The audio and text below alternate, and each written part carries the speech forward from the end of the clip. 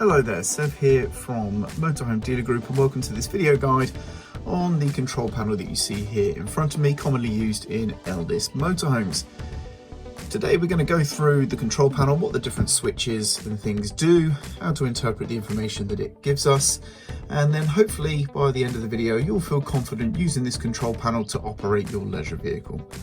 We're not going to be covering any troubleshooting or problem solving or fault finding or any of those sorts of things in this video. That is beyond the scope of what this channel does. So if you are having problems with your control panel, please just seek the help of a technical professional.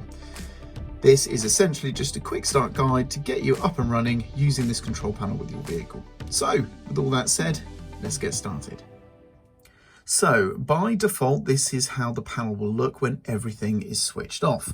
All of the switches will be in the 0 position. So you can see these two-way switches here are all in the 0 position, and this three-way switch here is in the middle position, which is marked as 0. So that's everything off. This top switch here is a sprung-loaded switch that's always going to return to that position.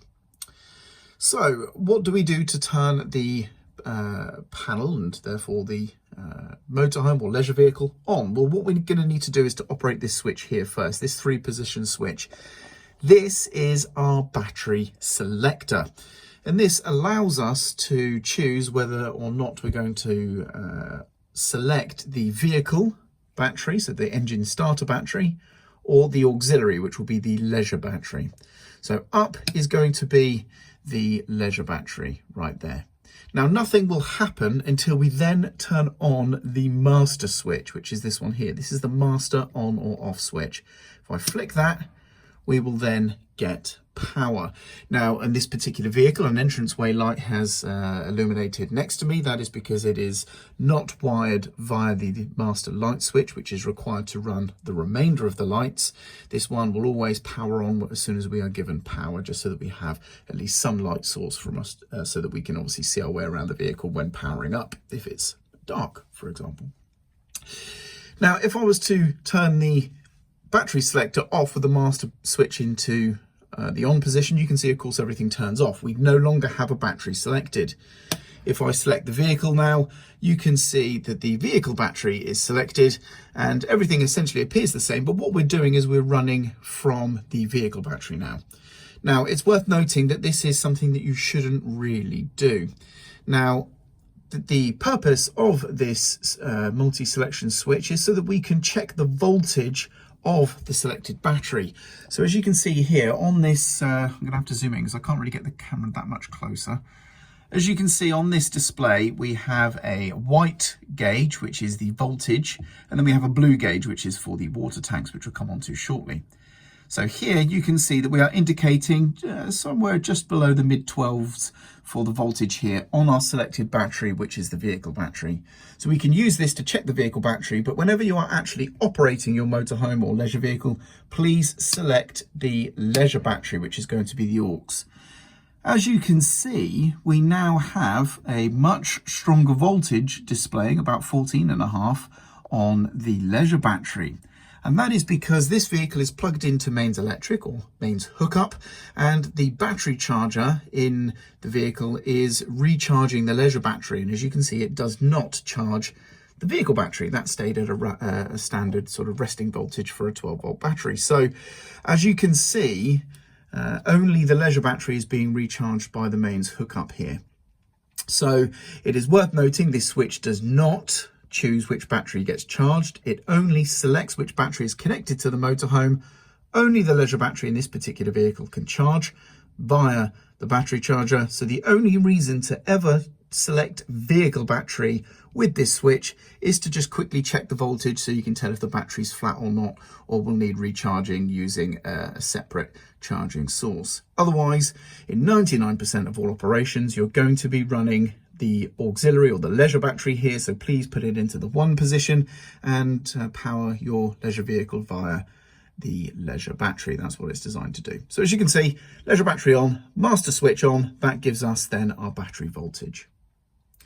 So next up, let's go through the rest of the switches. So as already touched on, the light switch here is the lighting master, and when I turn this on, the remainder of the lights in the leisure vehicle will now operate. They may have their own individual light switches, but this switch essentially gives them all power. So without this switch on, those other lights won't work.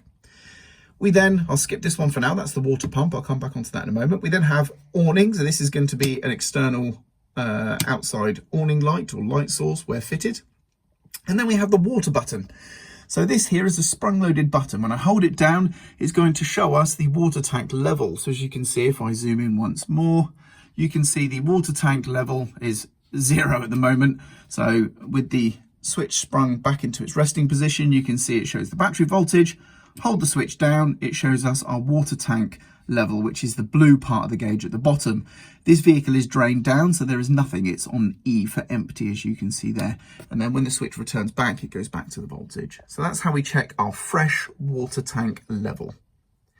So now let's come on to the water pump. This switch is going to turn on or off the power to the water pump. So without this switch on, of course, your water pump isn't going to work. So you're not going to fill your boiler, you're not going to prime your system, and your taps are not going to let any water out. So we need to turn this on. This vehicle is drained down, so I'm not going to turn this on for more than a few seconds just to show you.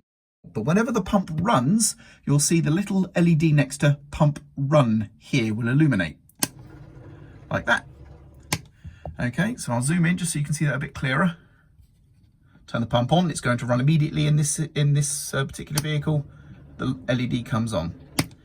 Okay, so that's a nice way of you being able to tell visually if the pump is running or not. Although in most motorhomes you can usually hear the pump running as well. But if not, or if you're a little bit harder of hearing, then that's a great way of being able to see if your pump is running.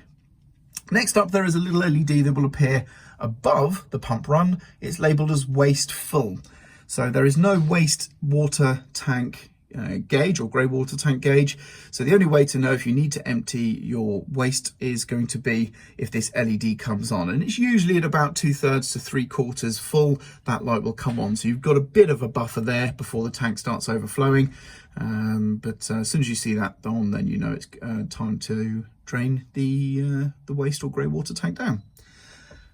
And that is essentially it. So just to recap, we've got our battery selector here, the 3-position switch. We have our master switch here to turn on the selected battery that we've selected using the switch here.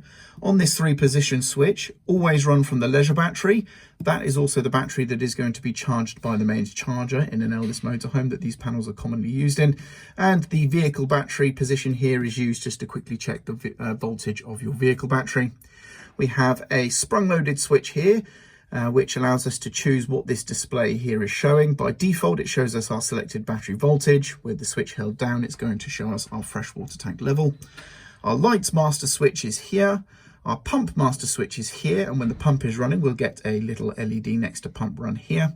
When the waste tank needs emptying, we'll get an illumination of this LED here next to wasteful. And lastly, our outside awning light is powered on or off by that switch there. And that's how to use this control panel. Hopefully you found this video useful. I'm Sev, and thank you very much for watching.